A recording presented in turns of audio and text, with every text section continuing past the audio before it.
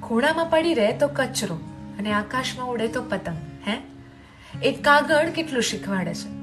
જો આકાશમાં ઉડે તો એ આપણને શીખવાડે કે આખું આકાશ તારું છે, તને ઉડતા આવડવું જોઈએ. તારા માટે કોમ્પિટિશન હજારો છે, તને ટકી રહેતા આવડવું જોઈએ. કોઈ કાપીને કોઈ પાડીને જતું રહેશે, છતાં પણ તને સ્ટેબલ થતા સંતુલિત થઈને ઉડતા આવડવું જોઈએ. આ પતંગ જોડતા શીખવે છે.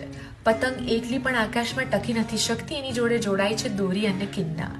કિન્ના શીખવાડે છે પતંગને કે તારે સંતુલનમાં રહેવું હશે તો તને મારો સાથ જોશે.